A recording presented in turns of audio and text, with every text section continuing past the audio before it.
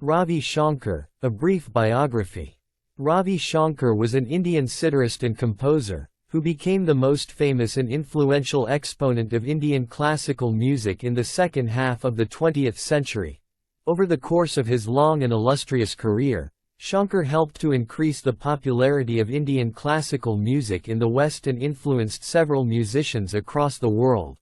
Ravi Shankar, born Robindro Shankar Chowdhury, was born on 7 April 1920 in the city of Benares, now Varanasi, into a Bengali Brahmin family. Shankar was the youngest of 7 brothers. His father, Shyam Shankar Chowdhury, was a Middle Temple barrister and scholar from East Bengal, now Bangladesh, who served as Dewan of Jalore in Rajasthan. Shankar's father got rid of the family's last name, Chowdhury, and adopted the Sanskrit spelling of Shankar, making it Shankar. While Shankar was raised by his mother Himanjini Devi in Benares, his father married a second time in London, where he was then working as a lawyer. Shankar's father did not meet him until he was 8 years old. In 1927, Shankar, aged 7, began attending the Bengalitola High School in Benares for a brief period.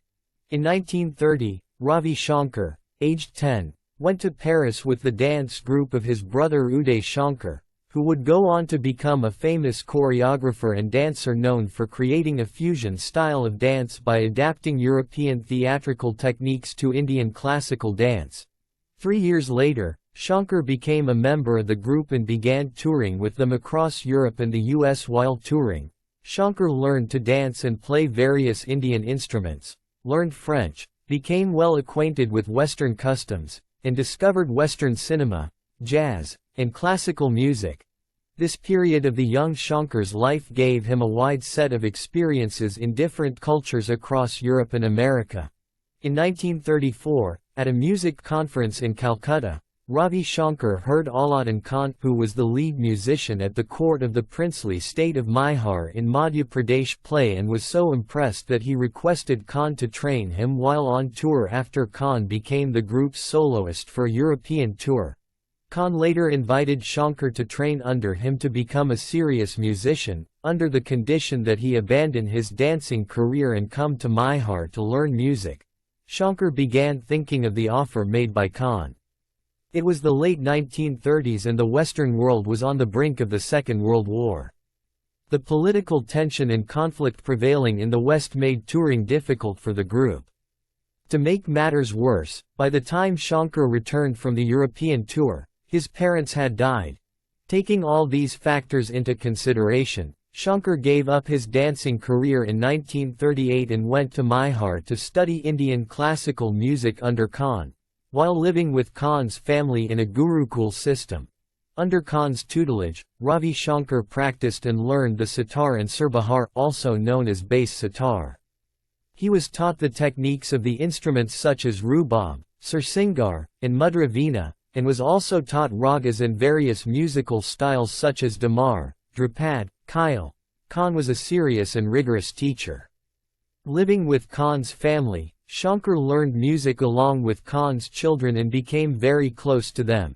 In 1939, barely a year since he started training under Khan, Shankar began playing the sitar in public performances, the first one being a duet with Khan's son Ali Akbar Khan, who played the sarod. In 1941, Shankar married Khan's daughter Roshanara Khan, later named Annapurna Devi by former Maharaja Brinath Singh of the former Maihar estate. Annapurna would go on to become a well-known bass sitar player while performing with Shankar in Bombay and Delhi. By 1944, Shankar's training under Khan had been completed and he was now prepared to follow a career as a serious musician. After completing his training under Khan, Ravi Shankar moved to Bombay to join the Indian People's Theatre Association, where he would go on to compose music for ballets from 1945 to 1946. He then began to record music for HMV India. From February 1949 until January 1956, he worked as a music director for All India Radio Air in New Delhi, where he formed the Indian National Orchestra for which he composed music.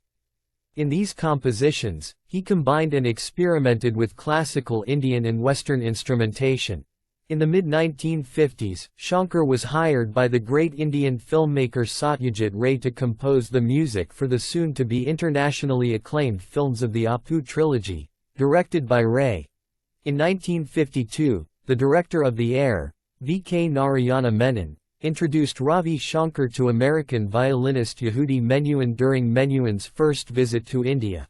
3 years later, Menuhin invited Shankar to perform in New York City for a demonstration of Indian classical music, at an event sponsored by the Ford Foundation. Hearing about the positive and encouraging response received by his mentor Aladdin Khan, Shankar resigned from Air in 1956 in order to tour the US, the UK, and Germany. During this tour, Shankar performed in front of small audiences while educating them about Indian music and incorporating ragas from South Indian Carnatic music. The same year, he recorded his first LP album titled Three Ragas in London. In 1958, Shankar was invited to perform at the 10th anniversary celebrations of the United Nations and the UNESCO Music Festival in Paris. The success of his early international tours led him to tour more extensively in the US, Australia, and Europe. He also began receiving offers to compose music for non-Indian films. Shankar's tours across Europe and the US brought him in touch with several Western musicians who were enamored by Shankar's brand of Indian classical music. During his first tour of the US, Ravi Shankar met jazz record producer Richard Bach, who was the founder of World Pacific Records. Shankar went on to record most of his albums in the 1950s and 1960s under Bach's label. While recording in the same studio as Shankar, the American rock band The Byrds heard Shankar's music, inspiring them to incorporate some of its elements into their own music. Through David Crosby and Roger McGuinn of The Byrds, George Harrison was introduced to Shankar's music and he fell in love with it. Shankar and his music deeply influenced Harrison, who would go on to popularize Shankar and the use of Indian classical instruments in Western music through the 1960s. Through Shankar, Harrison also became interested in Indian culture and philosophy.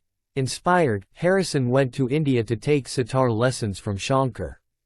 Under Shankar's tutelage, Harrison learned to play the sitar and even used it to record the famous Beatles song Norwegian Wood. Slowly, Indian classical music and instruments became more popular with groups like the Animals and the Rolling Stones, and with musicians such as Nick Gravenitis, Michael Bloomfield, etc. By the mid-1960s, Shankar had become the most famous Indian musician in the world. Harrison and Shankar would go on to collaborate with each other on several albums and tours, such as the Concert for Bangladesh in 1971 and the North American tour with George Harrison in 1974. In 1967, Ravi Shankar performed at the Monterey Pop Festival, where his performance was very well received by the audience. The live album of the performance reached number 43 on the Billboard's Pop LPs chart in the US, which is the highest spot he would reach on the chart. At the festival, Shankar witnessed the iconic performance of Jimi Hendrix but was disturbed and horrified by the visual of Hendrix setting fire to his guitar on stage. He would later explain that Hendrix's antics that night were too much for him, as in his culture they had much respect for musical instruments as they considered them to be part of God. In 1968, Shankar won his first Grammy Award for Best Chamber Music Performance for his album with Yehudi Menuhin, West Meets East. The same year, he also published his autobiography titled My Music, My Life. The following year, Shankar performed at the Woodstock Festival but disliked the venue mainly due to the widespread drug culture and hippie movement. His live album from the Concert for Bangladesh became one of the best-selling albums to feature Indian classical music, earning Shankar his second Grammy Award. Ravi Shankar continued to tour extensively across the world and record through the 1980s, 1990s, and 2000s. His music score for the 1982 film Gandhi earned him an Academy Award nomination for Best Original Music Score. From May 1986 to May 1992, he served as a member of the Rajya Sabha, the upper house of the Parliament of India, after he was nominated by Indian Prime Minister Rajiv Gandhi. In 1990, he collaborated with American composer Philip Glass on their album Passages. In 1997, his second autobiography titled Raga Mala was published. He continued to perform between 25 to 40 concerts every year during the late 1990s. In 2001, he won a third Grammy Award for Best World Music Album for his live album Full Circle, Carnegie Hall 2000. And in 2002, he performed at the Royal Albert Hall in London for the Concert for George. A year after Harrison's death, Shankar undertook his last European tour in 2011, performing dates in the UK on 9 December 2012. Ravi Shankar was admitted to a hospital in San Diego, California, after he began complaining of breathing difficulties. 2 days later, on the 11th of December, Shankar, aged 92, died after undergoing a heart valve replacement surgery. The following month, on the 5th and 6th of January, the Swara Samrat festival held in Kolkata was dedicated to Shankar and Ali Akbar Khan, the son of Shankar's mentor Aladdin Khan. Ravi Shankar is widely regarded as one of the greatest sitar players of all time and one of the most well-known Indian musicians in the world. Shankar single-handedly helped to popularize Indian classical music across the world by influencing Western musicians and music. His work, artistry, and popularity have remained unparalleled since his death. He is credited to have developed a new and distinct playing style that was unique from that of his peers and contemporaries. Being deeply influenced by the Carnatic music of South India, he blended it into his style to form his own unique style.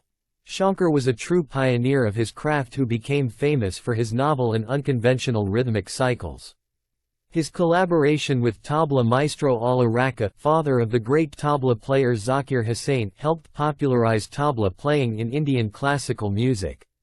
Shankar is also credited to have introduced 31 new ragas. Needless to say, Ravi Shankar was no doubt one of the most influential and popular Indian musicians of all time.